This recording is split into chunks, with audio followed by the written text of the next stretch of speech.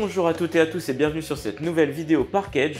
Aujourd'hui, il y a eu la sortie dernièrement de l'OP5 Awakening of the New Era pour One Piece TCG. Et aujourd'hui, je vais vous parler de 3 des decklists qu'on peut réaliser à partir des leaders de l'OP5, c'est-à-dire bleu-noir Sakazuki, jaune Enel et rouge-jaune Bello Betty. Sans plus attendre, on va directement se lancer dans la première des decklists et je vous dis à tout de suite. Et on attaque le premier deck avec bien sûr celui qui va faire trembler la méta OP5. C'est ce petit leader bleu-noir Sakazuki. Pourquoi il va être au summum de la méta, on le découvrira au fur et à mesure des cartes que je vais vous révéler dans ce deck et de toutes les synergies qu'elles ont entre elles. Et pour commencer, on va parler du leader et de ses deux effets. En active main une fois par tour, c'est-à-dire que vous n'êtes pas obligé d'attaquer pour effectuer cet effet. Défausser une carte de votre main pour en piocher une. Ça vous permet très facilement de filtrer votre main des cartes dont vous n'avez pas besoin. Et en plus, on va le voir, les cartes noires vous permettent d'aller rechercher dans votre défausse les cartes dont vous auriez besoin à certains moments. Et ensuite, quand il attaque, vous donnez à un des caractères de votre adversaire un coup de -1. Là aussi, on retrouve une des mécaniques de noir, de baisser les coups pour ensuite détruire les cartes. Et ce qui est très fort, c'est que ce deuxième effet, comme vous le voyez, il est gratuit, pas besoin de don attaché, il suffit juste de pouvoir attaquer avec votre leader. Ce qui en fait en somme toute un leader très complet, puisqu'il va vous permettre de filtrer votre main, et en plus de commencer à réduire les coups des cartes adverses pour ensuite s'en débarrasser. Deuxième carte de cette decklist, ça va être Brand New, un coup de 2, 1000 de counter, 3000 de puissance, mais surtout ça va être le chercheur de notre deck, puisque quand vous allez le jouer, vous allez pouvoir regarder jusqu'à 3 cartes du dessus de votre deck, en révéler une qui a le type Navy et mettre le reste au cimetière. Du coup, vous allez pouvoir remplir votre défausse et en plus récupérer les cartes dont vous avez besoin à certains moments. Bien évidemment, on va jouer pas mal de cartes de type Navy. En x3 ou en x4, c'est débattable, c'est selon vos préférences. Moi j'avoue qu'un petit x3 pour pouvoir rentrer tout le reste des cartes, c'est le choix que j'ai opté pour l'instant. Ensuite on va attaquer avec une carte de Navy très bien connue, présente depuis l'OP2, c'est ce cher Borsalino. Un coup de 4, plus 1000 de counter, 5000 de puissance, un bloqueur, et surtout il ne peut pas être KO par les effets de l'adversaire durant son tour, et il gagne plus 1000 de puissance. Du coup vous aurez donc un bloqueur effectif à 6000 et type Navy, du coup tutorisable par Brand New. En x4, un must-have. Ensuite une autre target Navy, un coup de 4, 5000 de puissance, ça va être Kuzan, lui aussi présent depuis l'OP2. Quand il va être joué, vous piochez une carte, ce qui est très utile dans le One Piece TCG. Et en plus, quand il attaque, vous pouvez donner à un des caractères de votre adversaire -4 de coups.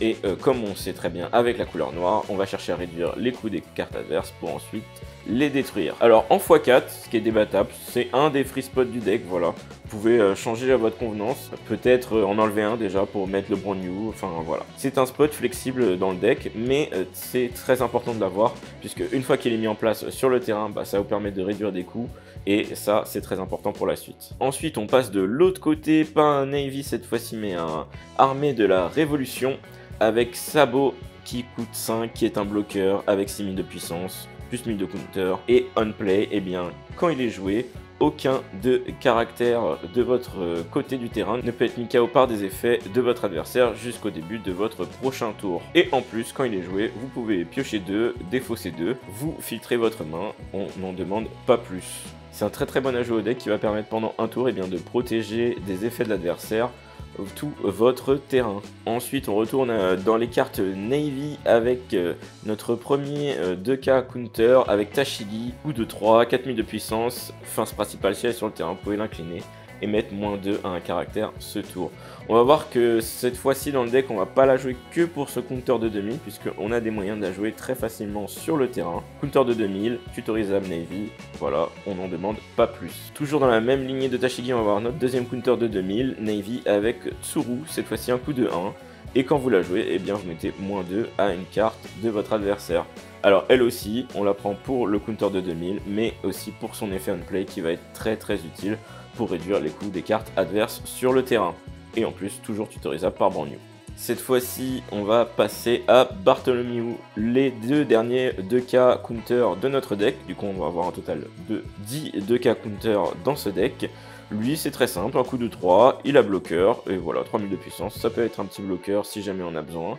Et c'est pour finir d'avoir 10 de K counter dans notre deck quand même. On va pas avoir beaucoup de counters souvent en main, mais on va avoir les bloqueurs comme Borsalino et Sabot pour nous permettre de temporiser. Du coup, on peut se permettre de jouer à 10 de K counter dans ce deck. Ensuite, on va s'attaquer à la reine du deck qui sort en OP5, c'est-à-dire Rebecca. Voilà, dans son art alternatif et son art SR originel. Elle aussi un bloqueur, 0 de puissance, du coup ça va être très facile de s'en débarrasser pour les couleurs telles que rouge. Plus 1000 de counter, mais surtout un effet on play qui vous permet de récupérer un caractère entre 3 ou 7 de coups depuis votre cimetière et de l'ajouter à votre main. Et ensuite de jouer un caractère noir d'un coup de 3, directement depuis votre main, incliné sur le terrain. Voilà, on a parlé avec Tashigi, vous pouvez jouer grâce à Rebecca, Tashigi directement depuis votre main, ou même après l'avoir utilisée comme 2-4 counter, elle est au cimetière, vous la récupérez avec Rebecca, vous la jouez dans la foulée. La pièce maîtresse de ce deck qui va permettre d'accéder à pas mal de cartes qui sont présentes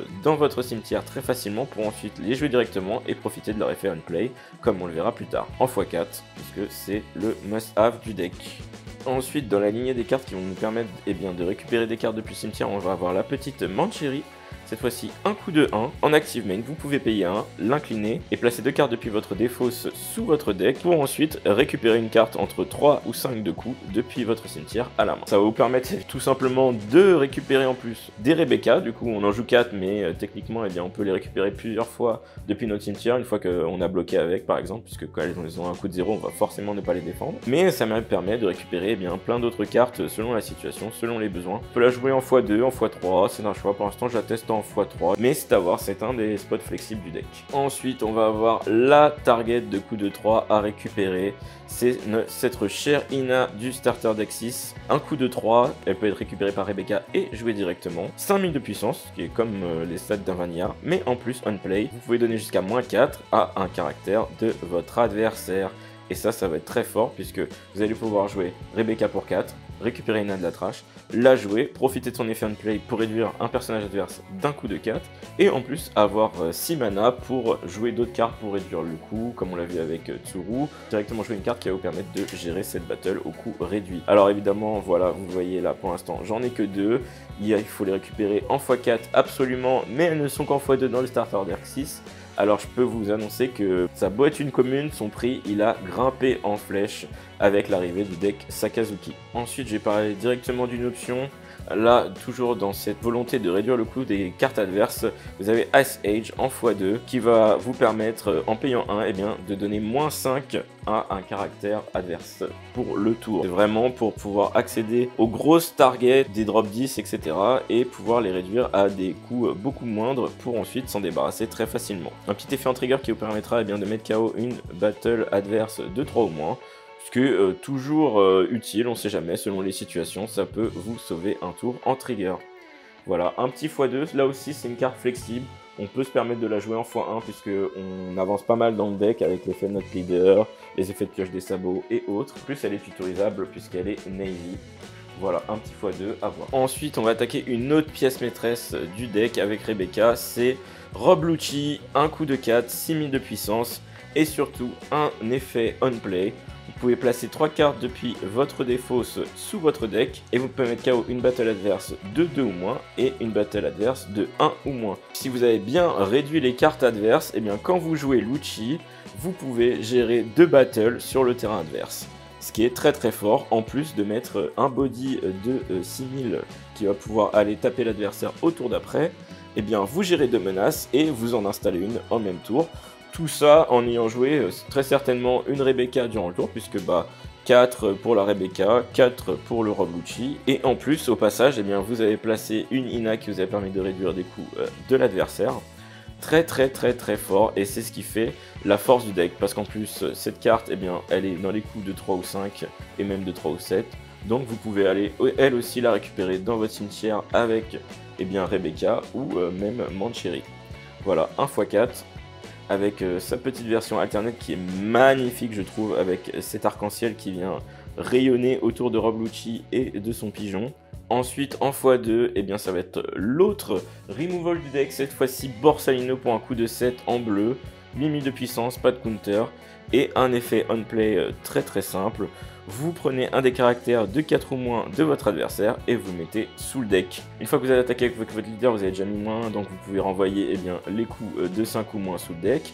Une fois que vous avez joué une Ina, vous renvoyez des coups de 9, puisque vous avez toujours l'effet leader en plus. Si vous avez réussi à réduire de 6, vous pouvez renvoyer n'importe quel drop 10 sous le deck de votre adversaire. Voilà, un petit x2, comme il n'a pas de counter, on n'a pas envie de l'avoir en main très early, mais toujours efficace au moment opportun. Ensuite, une autre façon de gérer les battle cards, c'est On Blaze, ce petit event pour 2 qui va avoir comme effet d'être joué en main pour 2, de donner jusqu'à un de vos leaders ou de vos caractères 3000 de puissance, et en plus de choisir une des battles de votre adversaire d'un coup de 2 ou moins et de la renvoyer sous le deck. On l'a vu, on réduit pas mal les battles adverses, on peut même aller jusqu'à réduire des drop 10 à un coup de 2 ou moins, donc il vous suffit après en fait de payer 2 pour On Blaze pour gérer la menace sur le board. En trigger, vous pouvez retourner un caractère de 3 ou moins dans la main de votre adversaire et possiblement vous sauver une attaque sur le tour. En x4, puisque c'est aussi un des must removal du deck avec Rob Lucci. Et toujours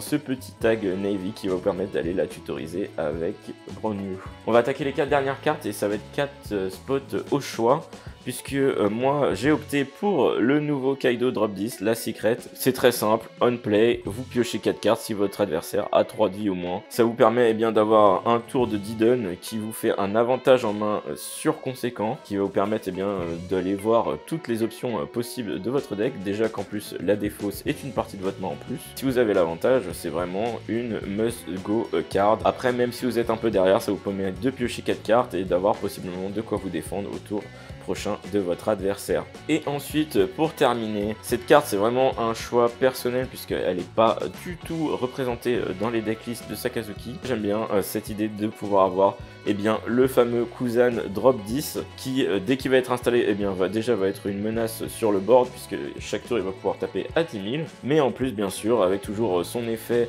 durant votre tour de mettre -5 de à tous les caractères adverses. Ça vous permet de baisser les coûts de toutes les cartes adverses très facilement une fois qu'il est présent sur le terrain, pour ensuite utiliser vos tours de don encore plus efficacement pour vous débarrasser des cartes de votre adversaire. En plus, on play, vous pouvez mettre KO une battle de 5 ou moins. Du coup, si vous n'avez pas réduit encore de coûts, vous avez accès à la destruction d'un coup de 5 directement. Voilà, c'est la decklist que je joue actuellement pour Sakazuki en ce début d'OP5.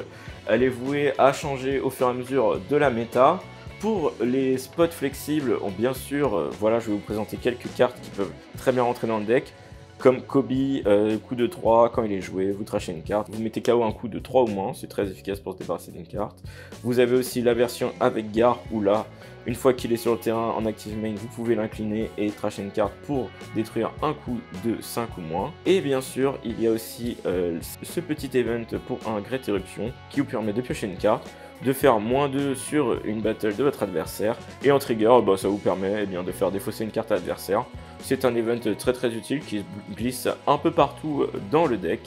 Voilà, c'est quelques idées. Bien sûr, il y a d'autres cartes qui peuvent très bien rentrer dans le deck, telles que le drop 9 Mihawk, si jamais pour se débarrasser de grosses menaces directement. Et ce sera tout pour moi pour cette petite decklist Sakazuki. On va passer au deck suivant avec celle du dieu du tonnerre de Skypiea, Enel bien sûr. Pour ce petit deck Enel, on commence bien entendu par le leader. Ça va être un leader avec 5000 de puissance, jaune, mais seulement 4 PV, et on va très vite voir pourquoi, puisque son effet va être durant le tour de votre adversaire.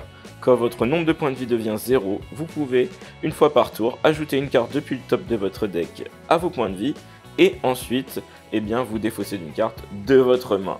Voilà, vous allez avoir la possibilité d'avoir un point de vie supplémentaire à chacun des tours adverses quand il va essayer de vous mettre le dommage final.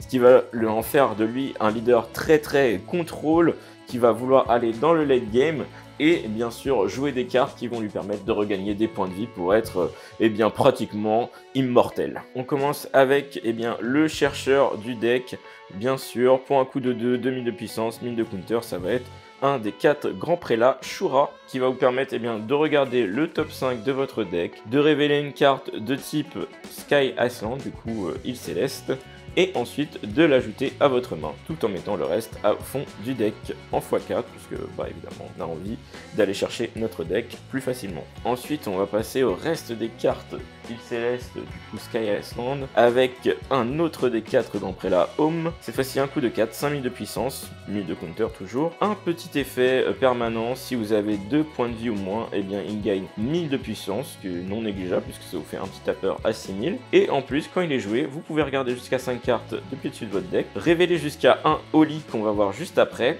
et l'ajouter à votre main. Ensuite vous mettez le reste sous votre deck, et vous pouvez jouer un Holy depuis votre main directement sur le terrain, et en plus il ne vient pas incliné. Très utile puisque ça va vous permettre en début de partie d'installer de la présence sur le board. Et voilà ici tout de suite le Holy qui l'accompagne. C'est une Vanilla Sky Island, 2 coups de 3, 5000 de puissance, plus 1000 de counter. Voilà, rien de plus à ajouter, mais le fait de pouvoir la jouer gratuitement par homme, ça fait qu'on a envie de maximiser les targets et d'avoir elle aussi en 4 dans notre deck. Et ensuite Gedatsu, lui aussi un des grands prélats. Cette fois-ci un coup de 5, 6000 de puissance, 1000 de counter, et Unplay va vous permettre de mettre KO un caractère adverse qui a un coût égal ou inférieur au point de vie de votre adversaire actuel. Ce qui veut dire qu'au début de partie, quand il va avoir encore 5 à 4 PV, ça va être très efficace, mais il va devenir de moins en moins efficace et toucher des targets de plus en plus petites au fur et à mesure que la game et que les points de vie de votre adversaire vont diminuer. Néanmoins, c'est un x4, toujours tutorisable par ce Shura. Ensuite, le dernier des 4 grands prélats avec Satori. Alors lui ça va être très simple, un coup de 5, 5000 de puissance. On va bien sûr le jouer parce que c'est un 2K counter Sky Island qui peut être tutorisable. Et un effet non négligeable en trigger, vous pouvez trash une carte de votre main et le jouer. Ce qui fait que vous pouvez avoir un tapeur à 6000 qui peut sortir de vos points de vie à n'importe quel moment. Ensuite, un autre counter qui est tutorisable, ça va être Connie qui va avoir toujours le type Sky Island, 2000 et son effet assez anecdotique puisque on ne joue pas du tout le stage dans cette version du deck. C'est vraiment un 2K counter qui peut être tutorisable pour amener notre compte total à 10. Pour l'instant on en a vu 6, on verra les 4 autres un peu plus tard. Et pour finir, nos cartes Sky Island qui sont tutorisables, quoi de mieux qu'un exemplaire de la SR NL, cette fois-ci en version spéciale parallèle qui est de toute beauté. Un coup de 7, 7000 de puissance, rush, ce qui va être non négligeable puisque ça vous fait une bonne présence sur le board et un bon gros rush qui peut sortir à n'importe quel moment une fois que vous êtes dans les derniers tours. Une fois par tour, si ce caractère devait quitter le terrain, à la place, vous pouvez vous défausser d'une carte de votre main. Attention néanmoins, puisqu'il y a un petit, on va dire, lore, c'est que cet effet n'est pas activable s'il y a un Monkey D. Luffy sur le terrain, que ce soit de votre côté ou du côté de votre adversaire. Et oui, puisque le caoutchouc, ça empêche de passer l'électricité. Du coup, le possesseur du fruit du tonnerre perd tous ses pouvoirs. A voir si ça vaut le coup de le monter à 2, mais pour l'instant, en x1, c'est très bien. On en a fini avec les Sky Island, on arrive donc sur les grosses bébêtes qui vont nous servir à faire durer la game et à profiter au maximum de l'effet de notre leader NL. Ici ça va être le drop 9, 9000 de puissance Yamato. Comme effet on play, vous pouvez mettre KO un des caractères de votre adversaire qui a un coût équivalent ou inférieur au nombre total de, cette fois-ci, vos points de vie et les points de vie de votre adversaire. Et si vous avez une vie ou moins, vous pouvez rajouter une carte du dessus de votre deck sur vos points de vie. Ça va être très fort puisqu'on l'a vu, notre leader nous permet de rester à 0, 1 point de vie très facilement grâce à son effet. Et ensuite, au tour d'après, on joue une Yamato, on va gérer une battle adverse d'un coup moyen et en plus, on va récupérer un point de vie pour ensuite profiter de l'effet de notre leader à nouveau au tour suivant. Cette fois-ci, on va attaquer le package Big Mom Pirate avec le drop 7 en x4, 8000 de puissance et surtout un effet on play qui va vous permettre au choix que l'adversaire se trash un point de vie ou que vous récupérez un point de vie. Et ce qui est très fort, c'est que dans notre deck NL, qu'il nous fasse récupérer un point de vie ou qu'il s'en trash un, les deux c'est un très gros avantage et on va donc en profiter très fortement dans le deck en la maximisant en x4. Ensuite, on va attaquer la dernière des grosses cartes. Nous pouvons jouer la Big Mom Drop 10 qui est bien sûr ciblée pour les leaders Big Mom Pirate. On va se contenter de jouer Katakuri, son fils, en x4, un coup de 8, 8000 de puissance, et faire un play très fort. Vous choisissez un caractère sur le terrain, que ce soit un des vôtres pour le mettre dans vos PV ou un de votre adversaire pour le gérer et le mettre dans ses PV. Et vous vous en débarrassez ainsi ou vous gagnez un point de vie. Alors évidemment, nous dans le deck NL, on va préférer mettre nos cartes qui sont sur le terrain en point de vie pour profiter encore plus de l'effet de notre leader. Mais néanmoins, ce Katakuri, il peut servir de removal pour une grosse carte très embêtante dont on aurait du mal à se débarrasser. Ensuite, on est jaune, on va vouloir avoir des petits bloqueurs qui viennent de notre trigger. Alors la petite brûlée en x3, voilà, un coup de 3, 1000 de counter, 1000 de puissance, mais c'est surtout le fait qu'elle se joue gratuitement depuis nos points de vie pour avoir un bloqueur qui peut nous faire tanker le tour nécessaire pour ensuite agresser notre adversaire et le terminer. Ensuite, un autre bloqueur, cette fois Sanji, qui sort de nos points de vie. 4 de coups, 5000 de puissance, 1000 de counter. Vous avez l'effet bloqueur et toujours un trigger qui vous permet de le jouer depuis vos points de vie, cette fois-ci en vous défaussant d'une carte de votre main. 1 x 3, à voir si vous préférez peut-être avoir un bloqueur plus gros. Vous pouvez jouer brûler qu'en x2 et jouer ce Sanji en x4, mais pour l'instant, j'ai décidé de partir sur un petit 3-3. Ensuite, notre dernier counter de 2000 avec Capone Gang BG qui va être très efficace puisque 2K counter, voilà, on va surtout le jouer dans notre deck pour ceci, mais toujours son effet trigger qui peut sauver des parties puisque une fois qu'il est révélé dans vos points de vie, un de vos adversaires, que ce soit un leader ou un caractère que vous choisissez, ne peut pas attaquer durant ce tour, ce qui peut vous sauver d'une attaque qui aurait pu vous terminer. Et voilà, en x4 avec cette jolie petite altère dans sa forme de château. Ensuite, dans les events, on va avoir 2 Thunderbolt qui vont nous permettre de gérer un bloqueur, par exemple dans le tour où on veut agresser. On se prend un point de vie et on met KO un caractère de l'adversaire d'un coup de 5 ou moins. Et en plus, si on a la chance d'avoir un trigger, pas besoin de payer le point de vie et de le mettre dans votre cimetière. Vous pouvez directement faire l'effet et mettre KO une carte de 5 ou moins de l'adversaire.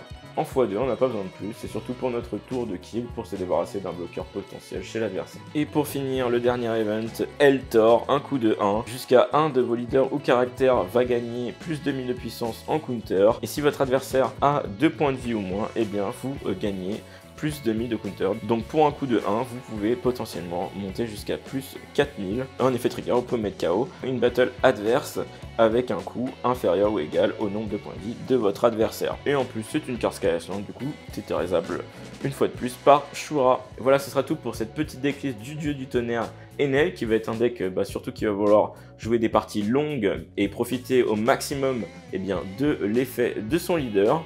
C'est un build qui va être assez facile à réaliser à partir de l'OP5 si vous avez bien sûr déjà les cartes jaunes qui sont sorties avant, puisque de nos jours les Katakuri Secret sont devenus assez chers à récupérer.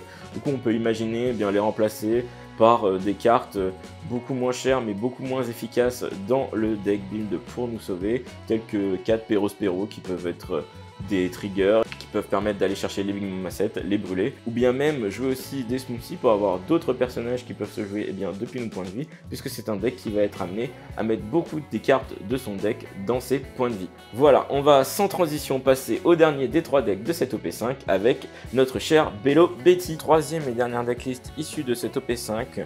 On va parler de la leader Bello Betty en rouge-jaune, 5000 de puissance, 4 PV comme la plupart des leaders multicolores, et un effet très efficace qui va être une fois par tour en active main.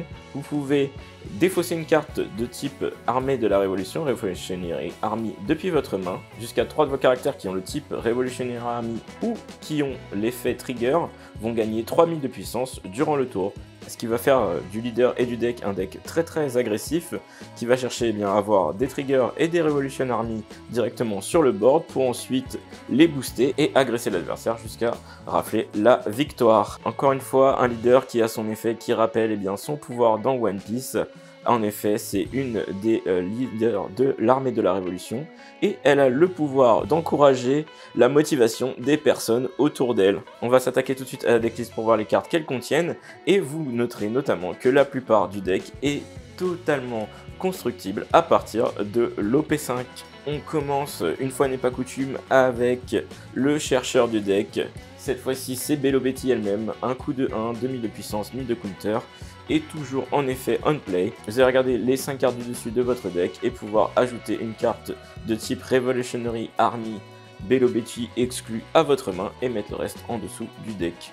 en x4 pour maximiser les chances de l'avoir dans sa main de départ. On continue avec les cartes de type Revolutionary Army avec Emporio Ivankov, cette fois-ci un coup de 4, 5000 de puissance, 1000 de counter, et vous allez pouvoir avoir comme effet en main, si ce caractère a 7000 de puissance ou plus, de jouer un caractère Revolutionary Army directement depuis votre main qui n'est pas Emporio. Ce qui va être très synergique avec l'effet du leader. Vous allez pouvoir booster Emporio, la passer à 8000 de puissance et ensuite profiter son effet pour jouer une autre carte Revolutionary Army et ainsi prendre encore plus de présence dans le board dès le début de la partie. En x4 parce que c'est une des cartes qu'on a le plus envie de voir dans nos mains de départ. On va avoir ensuite Karasu qui va être un coup de 4, 5000 de puissance, 1000 de counter.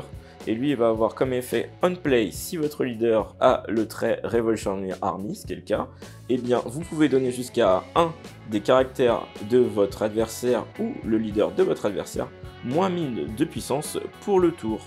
Et en plus, quand il attaque, si ce caractère a 7000 de puissance ou plus, eh bien vous pouvez donner encore une fois moins 1000 de puissance à un caractère ou au leader adverse. Vous allez pouvoir, le tour où il est joué, baisser la puissance du leader adverse de moins 1000 et donc en faire un leader à 4000 s'il était à 5000.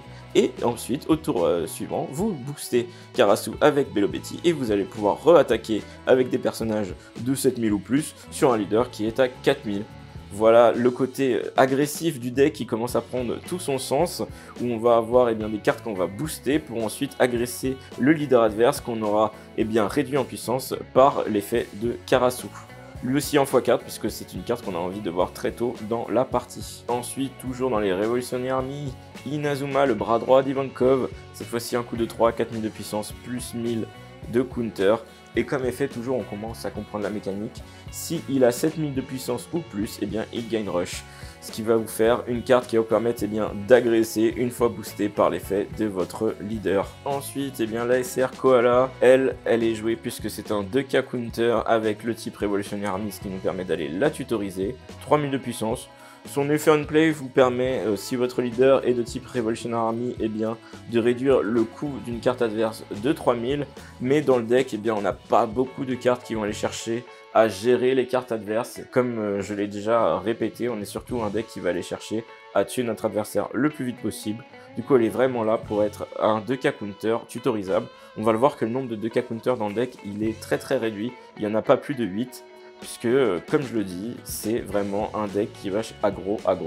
Ensuite, toujours dans la Revolutionary Army, on va voir Lindbergh, un coup de 4, 5000 de puissance, plus 1000 de counter. Et quand il attaque, s'il a 7000 de puissance ou plus, vous pouvez mettre KO un personnage adverse avec un coût de 3000 ou moins. Parfait pour se débarrasser des petits bloqueurs qui pourraient empêcher votre tour d'aggro.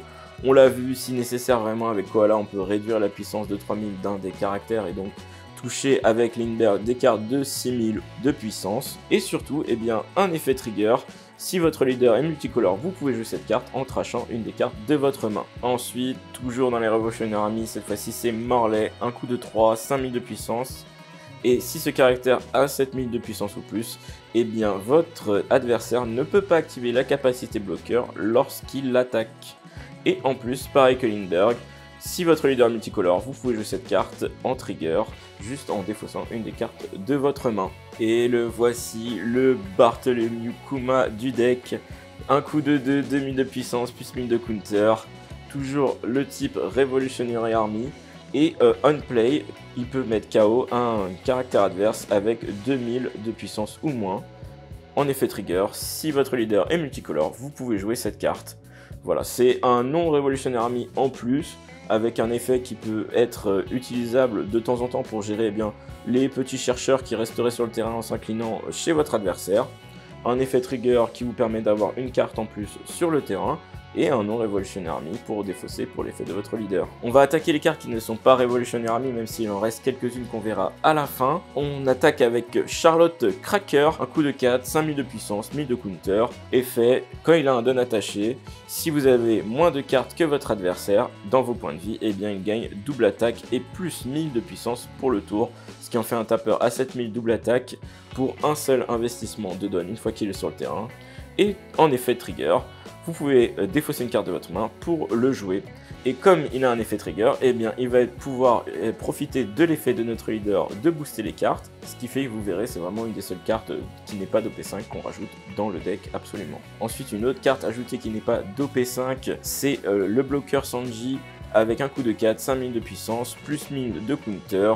On l'a vu, c'est un bloqueur, et en effet trigger, eh bien, vous pouvez défausser une carte de votre main pour le jouer. Alors il va nous servir de bloqueur, mais aussi de tapeur, puisqu'il a quand même une base de 5000, et peut être boosté par l'effet de notre leader vu qu'il a la capacité trigger. En x4 lui aussi pour maximiser les chances de l'avoir dans nos points de vue. Et on tombe sur nos 4 autres demi de counter sous la forme de Satori, coup de 5, 5000 de puissance et toujours un effet trigger qui va nous permettre de le jouer en défaussant une des cartes de notre main. Une fois qu'il est révélé en trigger, on peut gagner un tapeur sur le tour et comme il a la capacité trigger, comme on l'a vu pour les autres cartes, il peut profiter de l'effet de notre leader de lui donner plus 3000. En x4 toujours pour maximiser les triggers dans nos PV.